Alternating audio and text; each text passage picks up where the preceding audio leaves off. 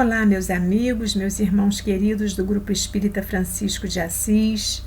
É com muita alegria que abrimos mais um encontro da nossa casa, esperando que essa paz que está no nosso coração possa alcançar a todos que conosco compartilharam esse momento.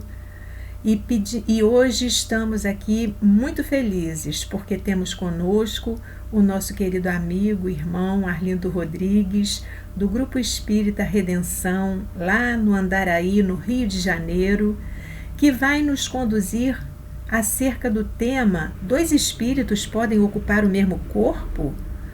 O que será que o Arlindo trará para nós nesse encontro? Vamos estar atentos, mas antes vamos elevar a Deus a nossa prece.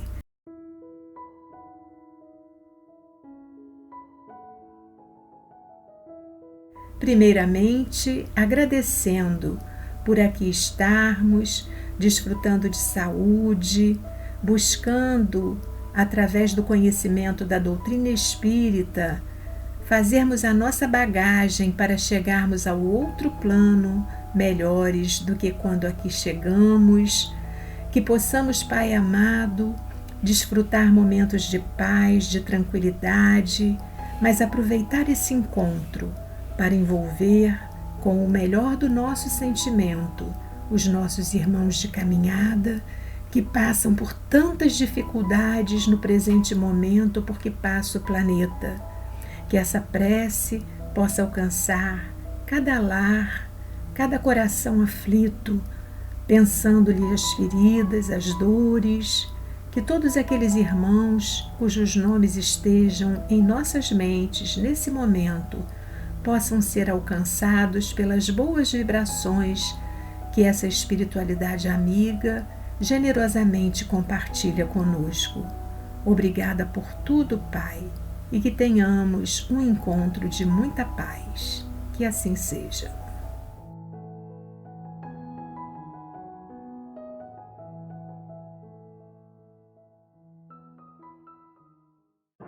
Eu sou Arlindo Ribeiro e uma vez mais aqui com vocês para tratarmos desta vez de um tema que está pautado no livro A Gênese, os milagres e as predições, no capítulo 15, que trata dos milagres do Evangelho. Com uma questão interessante: dois espíritos podem estar no mesmo corpo? E aí vamos ver o que Allan Kardec nos apresenta nesta obra. Nós estamos usando este livro, é a Gênese. Esta aqui é a primeira edição do CEL, do Centro Espírita Leon Denis.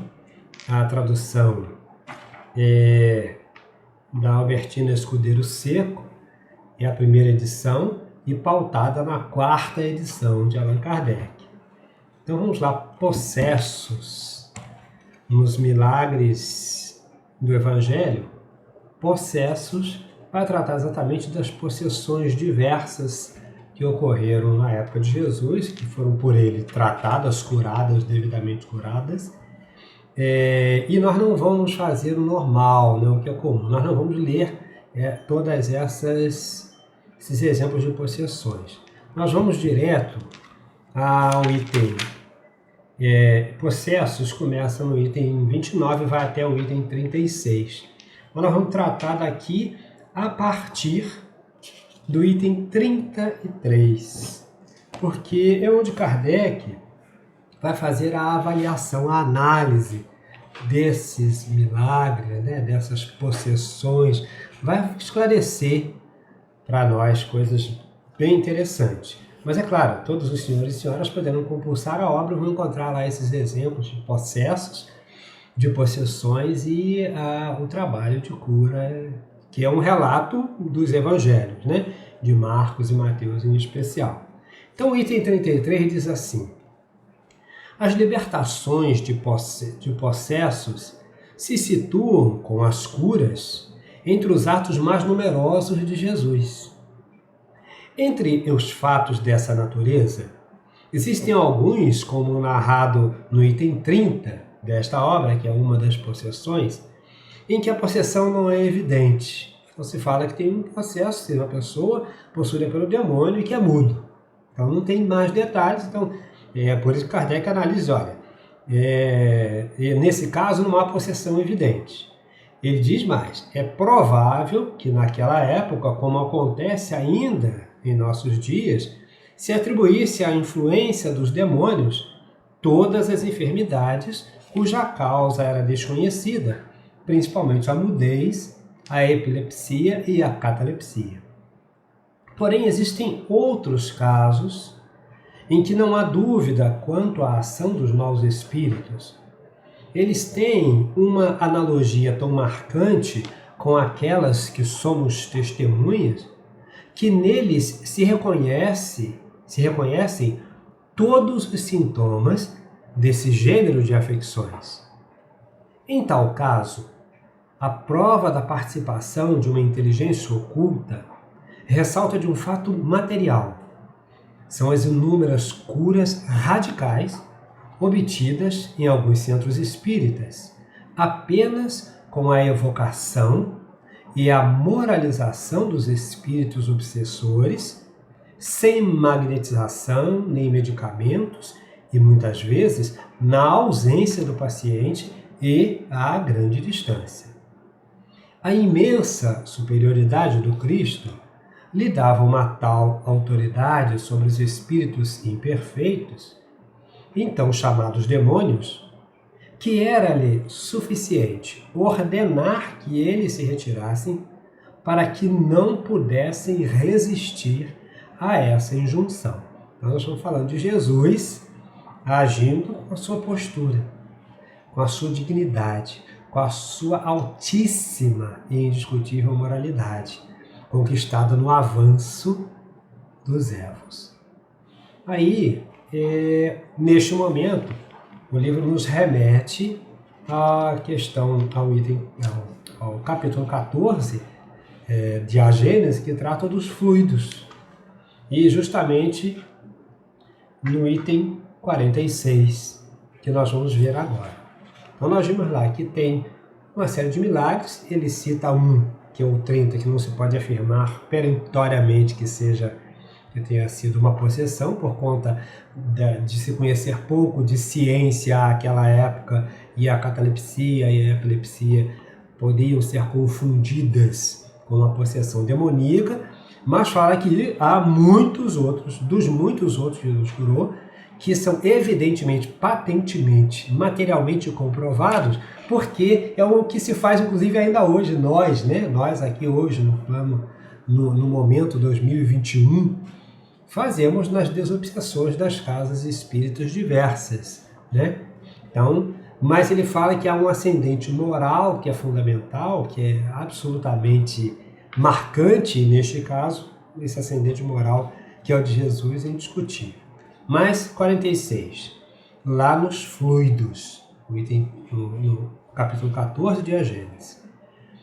Assim como as enfermidades são o resultado das imperfeições físicas que deixam o corpo acessível às influências exteriores perniciosas, a obsessão resulta sempre de uma imperfeição moral que dá ascendência a um espírito mau. A uma causa física, opomos uma força física. A uma causa moral, é preciso que se contraponha uma força moral. Para preservar o corpo das enfermidades, temos que fortificá-lo. Para preservar a alma da obsessão, temos que fortalecê-la. Daí a necessidade de o obsidiado trabalhar por melhorar-se, o que é suficiente, na maior parte das vezes, para livrá-lo do obsessor sem a ajuda de outras pessoas.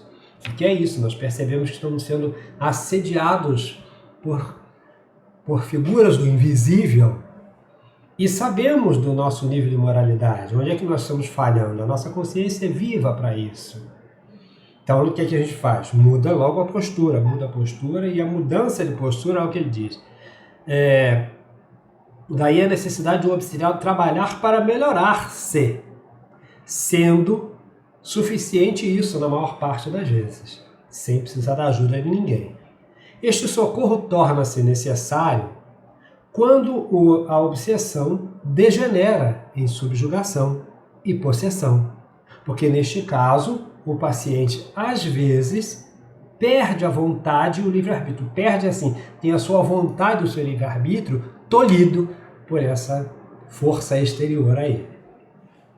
A obsessão é quase sempre o ato de uma vingança exercida por um espírito e, na maior parte das vezes, tem origem nas relações que o obsidiado manteve com o obsessor em existência precedente. Então está sempre é o nosso caminho, é o nosso construir. São as nossas ações que às vezes provocam essas reações adversas. Nos casos de obsessão, segue o texto. Nos casos de obsessão grave, o obsidiado fica como que envolto e impregnado de um fluido pernicioso que neutraliza a ação dos fluidos salutares e o repele. Então, ele está dizendo que há casos em que essa energia, as energias, os fluidos, as energias deste ser desencarnado, energias difíceis, deletérias, lembremos que ele diz que geralmente tem relação com a vida anterior, né? Com vidas ou vida anterior. Então, carregado de mágoa, de raiva, de ódio, de rancor, de inveja, etc, etc, essa energia do obsessor atua sobre o obsidiado, tolhindo, impedindo, obliterando o livre-arbítrio e a vontade. Então, isso é fundamental, importante saber, lembrar disso. É desse fluido pernicioso que é preciso desembaraçá-lo, ou seja, desembaraçar o encarnado do fluido pernicioso que o desencarnado lhe tem dirigido. Ora, um mau fluido não pode ser eliminado por outro mau fluido. Aí ele explica, através de uma ação idêntica à do médium curador, nos casos de doença, é preciso expulsar o fluido mau com a ajuda de um fluido bom. Essa é a ação mecânica. Energias benéficas devem ser dirimidas, direcionadas para o encarnado, para que elas possam auxiliá-lo na suplantação, na superação da energia difícil e deletéria do obsessor. Essa é a ação mecânica, mas que nem sempre é suficiente. É necessário também, e principalmente, agir sobre o ser inteligente ao qual é preciso ter o direito de falar com autoridade. E esta autoridade só é concedida à superioridade moral. Quanto maior a superioridade moral, maior a autoridade. Então há momentos que são cruciais, porque só é possível opor-se a esse companheiro que obsidia alguém que tenha a moral de tal envergadura que ele não tenha como se debater. Olha o que Jesus fala para os possessores. Deixe esse corpo agora e não voltes mais. Só pode dizer isso quem tem moral. Força moral. Isso ainda não é tudo. Para assegurar a libertação da vítima, é indispensável levar o espírito perverso a renunciar aos seus maus propósitos. É preciso fazer nascer nele o arrependimento e o desejo de fazer o bem, com a ajuda de instruções habilmente ministradas em evocações particulares, tendo em vista a sua educação moral.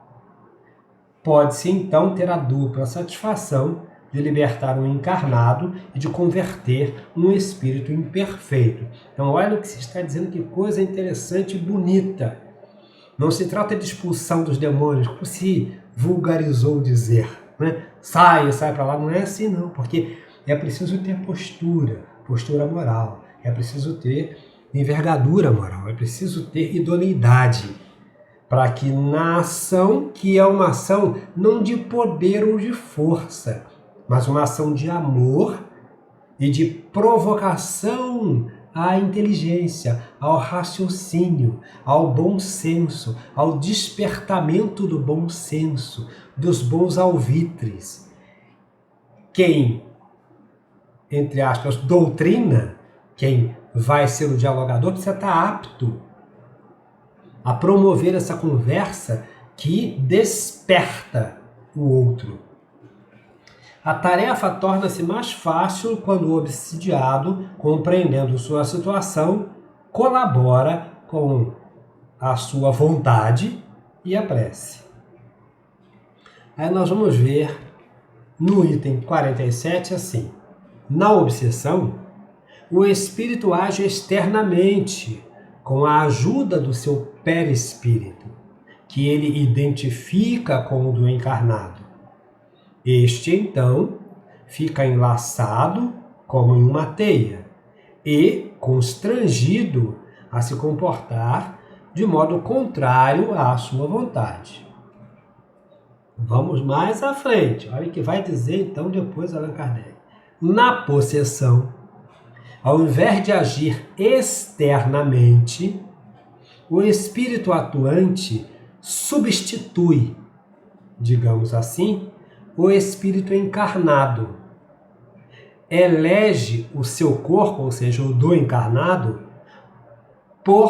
para seu domicílio. Faz da casa do outro a casa dele, sem que este, no entanto, seja abandonado pelo seu dono. É um caso de coabitação, uma vez que isso só pode acontecer com a morte. Então ele não substitui integralmente, porque não pode substituir, porque nós somos seres reencarnados, só um pode ocupar esse corpo e ninguém pode tomar. Então, nesse sentido, olha a pergunta inicial. Dois espíritos podem estar no mesmo corpo? Podem. Ainda que de forma intermitente, mas podem. E é isso que se dá na possessão. Na possessão, ao invés de agir externamente, o espírito atuante substitui, digamos assim, o espírito encarnado. Elege o seu corpo para domicílio, sem que este, no entanto, seja abandonado pelo seu dono, uma vez que isso só pode acontecer com a morte. Assim, segue Allan Kardec. A possessão é sempre temporária e intermitente, ou seja, ela é temporária e ela tem um vai e vem.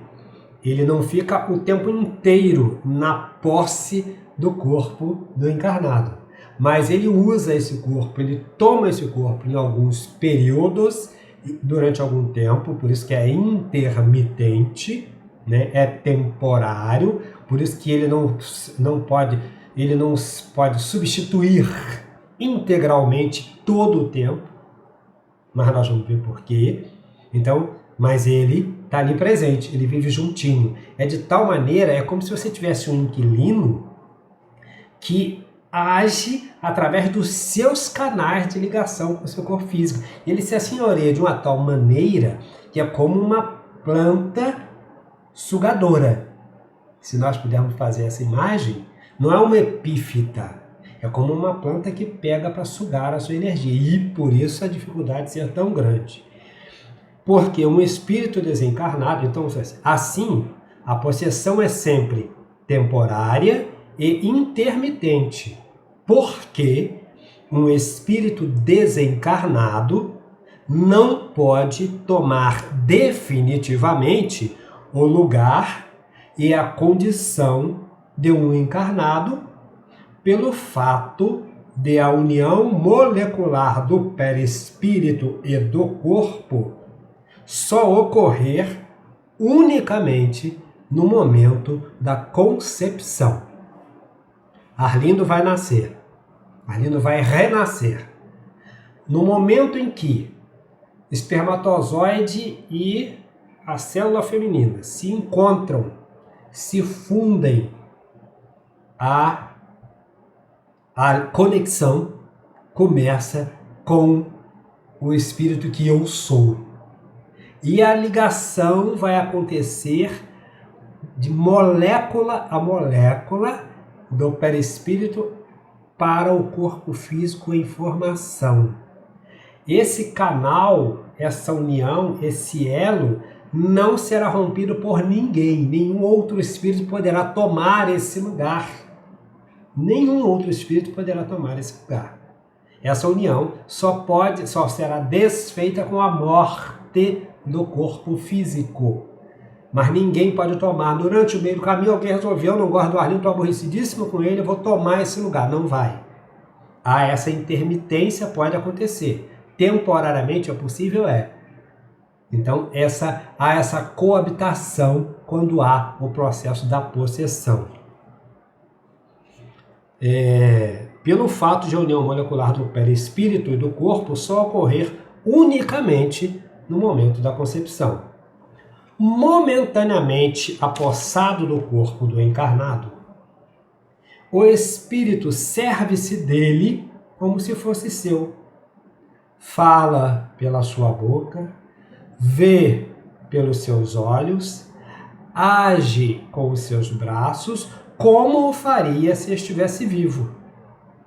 Não é como na mediunidade falante, psicofonia, em que o espírito encarnado fala transmitindo o pensamento de um desencarnado.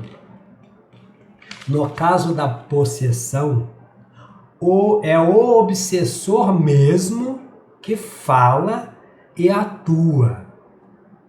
Quem o tenha conhecido em vida reconhece o seu jeito de falar, a sua voz, os seus gestos e até a expressão da sua fisionomia.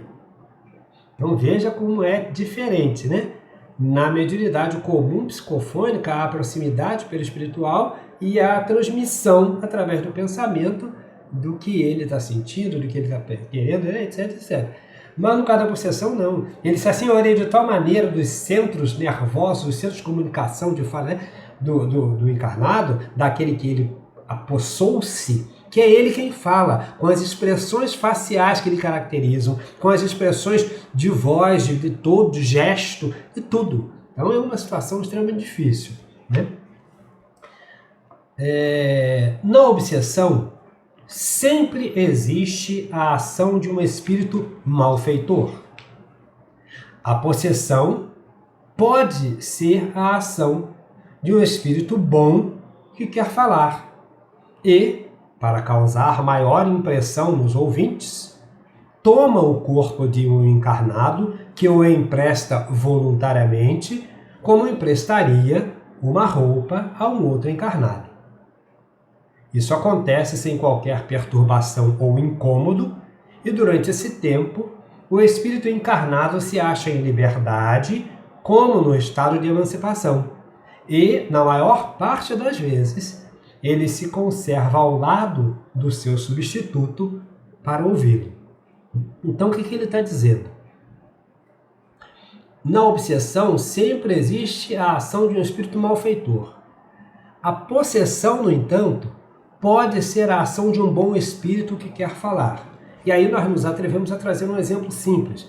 De todos que já ouviram diversas palestras de Divaldo Franco, principalmente as mais antigas, e já vimos não só eram DVDs antigamente, vídeo, não sei o quê, mas assistindo na Sociedade Hebraica e em outros locais, quantas ocasiões Bezerra de Menezes então se apresentou ao final trazendo alguma mensagem, mas o que nós vemos, ninguém viu Divaldo. Nós vimos todos o próprio Bezerra, o seu corpo envelhecido, curvado, a sua voz, o característico das suas expressões faciais, todo gestual, todas as características físicas do Bezerra de Menezes. Então é um caso de possessão, mas não é uma possessão maléfica, né? Mas vamos em frente. Aqui diz depois assim: quando o espírito possessor é mau, as coisas acontecem de maneira diferente. Ele não toma emprestado o corpo, apodera-se dele, se o encarnado não possuir força moral para lhe resistir. Faz isso por maldade para com o encarnado, a quem tortura e martiriza de todas as formas, indo ao extremo de tentar eliminá-lo, seja por estrangulamento, seja atirando-o ao fogo ou em outros lugares perigosos. Então veja que importância tem isso. E aqui é um detalhe também muito importante, embora detalhe não menos importante. Nos primeiros momentos, Kardec não considerava a possessão como algo possível, né? E a experiência, porque ele era um experimentador, a experiência foi comprovar depois que a possessão era possível sim, mas não era só de maus possessores. Então, esse é o dado do pesquisador. Ele não achava, eu acho isso, eu acho aquilo, eu penso que não. São fatos comprovados. É a experimentação, é a observação, é a análise de cada caso, dos diversos casos, para se então formar o que se chama doutrina. Doutrinário é aquilo que passou pela experimentação efetiva, pela comprovação efetiva, pela observação e análise criteriosa e desapaixonada, sem nada de místico, e aí se chegou a uma nova conclusão. A possessão existe, e existem tais e tais e tais condições, né? É a figura maravilhosa do codificador. Aí nós vamos um pouco mais à frente. O Espiritismo, fazendo conhecer essa origem de uma parte das misérias humanas, indica um meio de remediá-las. Atuar sobre o autor do mal que, sendo um ser inteligente, deve ser tratado com inteligência. Não com aquela violência. Sai daqui, você é um lixo, vai para lá. Não é isso não. O caminho não é esse. Ele é um espírito. É um ser inteligente da criação. Porque nós, espíritos humanos, somos os seres inteligentes da criação. Olha o que ele diz, que é de extremíssima importância. Não se execra o malfeitor. O Espiritismo, fazendo conhecer essa origem de uma parte das misérias humanas, indica o meio de remediá-las. Atuar sobre o autor do mal que, sendo um ser inteligente, deve ser tratado com inteligência. A obsessão... Não, isso. Então, esse é um dado importante. Aí voltamos lá aos milagres do Evangelho para a questão, o item 34. O fato de maus espíritos serem enviados para os corpos de porcos é contrário a toda probabilidade. Um espírito mau não deixa de ser um espírito humano, ainda que bastante imperfeito, pois continua a fazer o mal após a morte, como o fazia antes, e é contra as leis da natureza que ele possa animar o corpo de um animal. Então, olha o que se disse lá antes. Sendo um ser inteligente, deve ser tratado com inteligência. Nesse acontecimento, é preciso reconhecer um desses exageros de um fato real, tão comuns nos tempos de ignorância e de superstição, ou talvez uma alegoria para caracterizar as tendências impuras de certos espíritos. A questão 35, o item 35. O número de obsidiados e possessos na Judéia, isso é uma observação de Kardec, né? É um dado de Allan Kardec, parece ter sido grande no tempo de Jesus, o que lhe dava a oportunidade de efetuar mais curas. Os maus espíritos, sem dúvida, haviam invadido aquele país e causado uma epidemia de possessões. E aí ele nos remete novamente à questão, ao item 49 lá nos fluidos, para dizer o seguinte: a obsessão e a possessão são frequentemente individuais, mas às vezes são epidêmicas. Quando uma multidão de maus espíritos se lança sobre uma cidade, é como se uma tropa inimiga a invadisse. Nesse caso, pode ser muito grande o número de indivíduos atacados. E aí ele vai citar, dar como exemplo, trazer como exemplo, a nota a autora, inclusive, vai trazer como nota as possessões, algumas possessões que constam na Revista Espírita. Em vários números da Revista Espírita nós temos esses casos de possessões coletivas, que atacam as coletividades. Então, nós não estamos longe disso, talvez, na atualidade, né? Com o que temos visto, as maneiras de agir de certos grupos, religiosos ou não, mas que têm demonstrado tanta dificuldade, trazendo tanta dificuldade para a sociedade, né, para os grupos sociais, que não temos que duvidar que possa estar acontecendo algum tipo de possessão coletiva, né? Então, mas vamos seguir aqui, no próprio item 35. Sem ser um estado epidêmico, as obsessões individuais são extremamente frequentes e se apresentam sob aspectos muito variados que um profundo conhecimento do Espiritismo pode facilmente reconhecer. Muitas vezes, elas podem trazer consequências lamentáveis para a saúde, ocasionando ou agravando afecções orgânicas.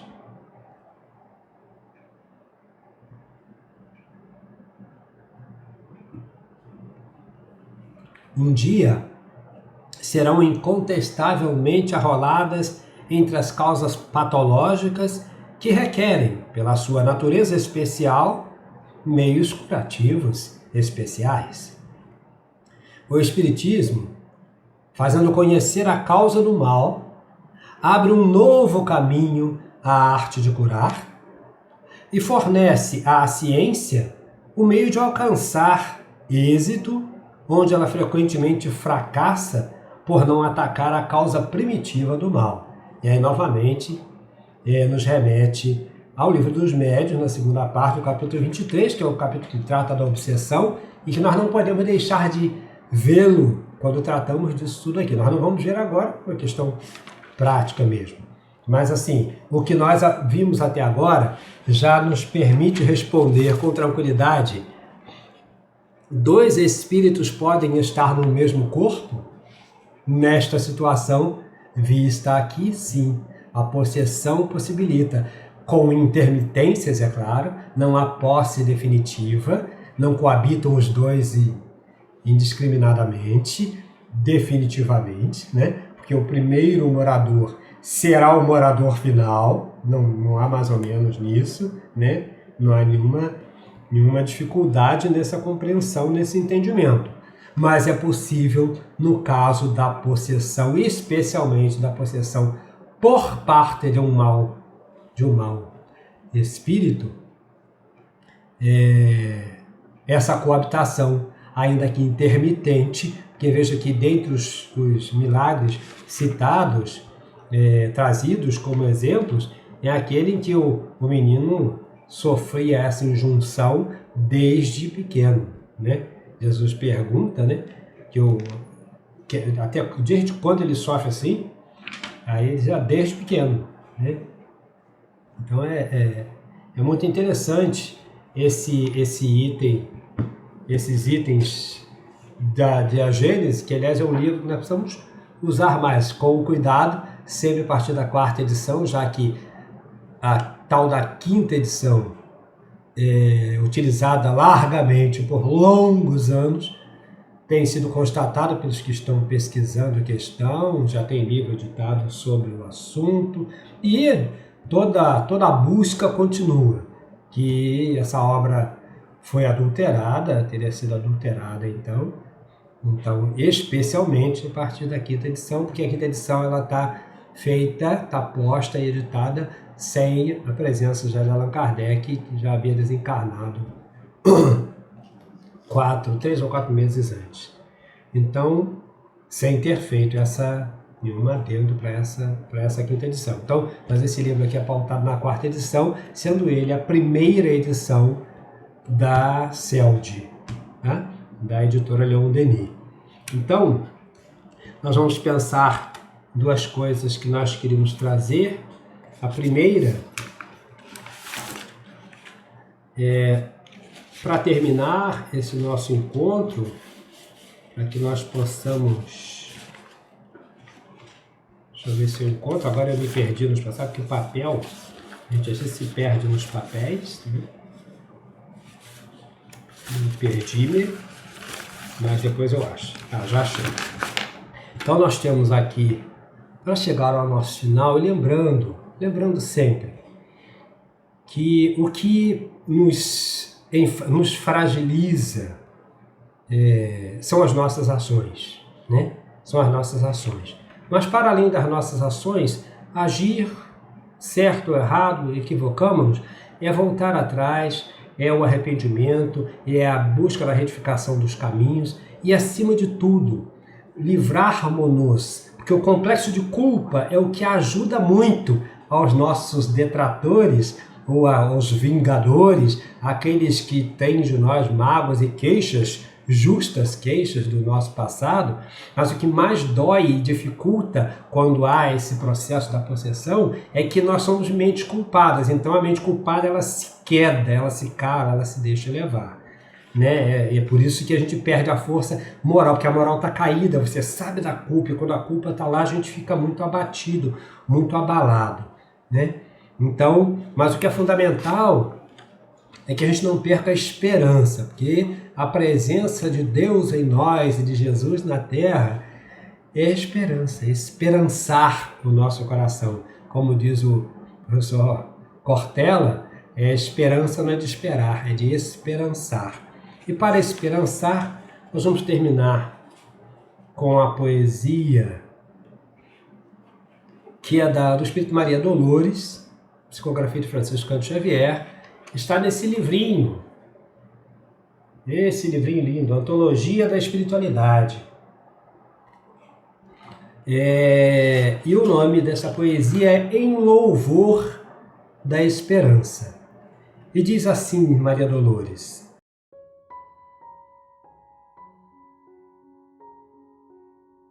escuta, coração, quando a mágoa te aflige e a incompreensão te zurza implacável e rija, jamais te deis aos gritos da exaustão.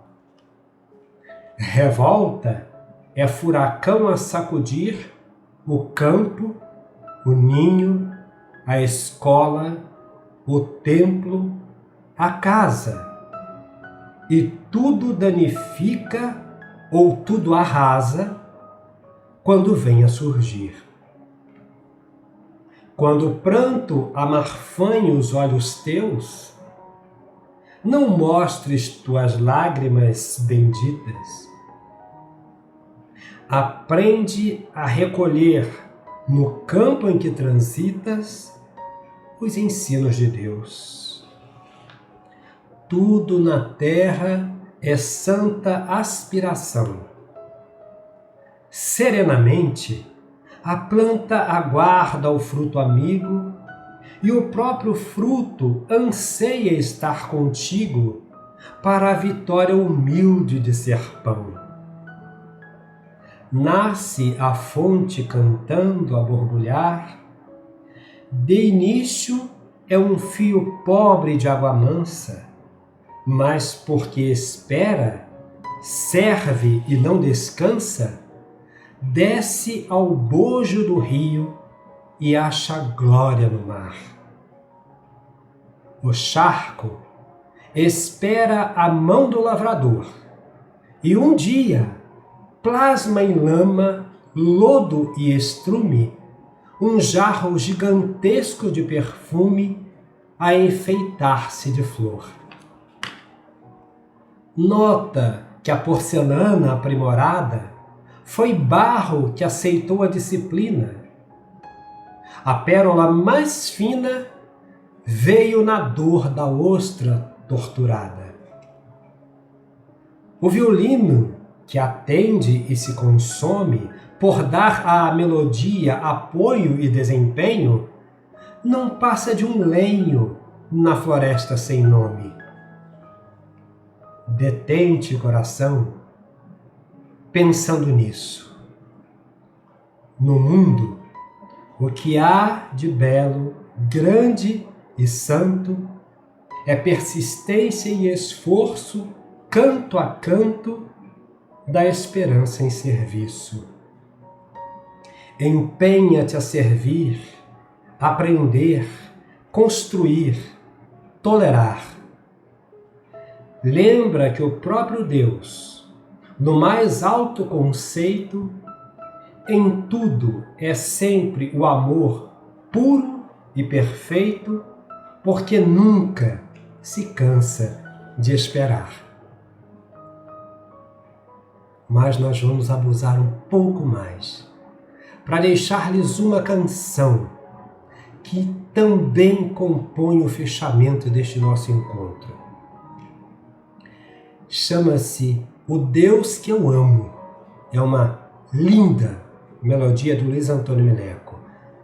O Deus que eu amo é meu Pai, não meu juiz. O Deus que eu amo me criou para ser feliz. O Deus que eu amo sabe bem dos velhos vícios, artimanhas, artifícios que para mim eu mesmo quis. O Deus que eu amo me incendeia o coração. O Deus que eu amo torna em luz minha paixão. O Deus que eu amo é minha paz, meu sonho aflito, me conhece o mudo grito e segura minha mão. É desse Deus que nós falamos, esse Deus que vai nos auxiliar sempre, sempre presente nos nossos corações, no fundo da nossa intimidade. É a Ele que precisamos recorrer nos momentos dessas dificuldades, das obsessões, das subjugações, das possessões. Deus, Deus, Deus. Muita paz, amigos queridos, amigas queridas. Um forte e carinhoso abraço. Graças a Deus.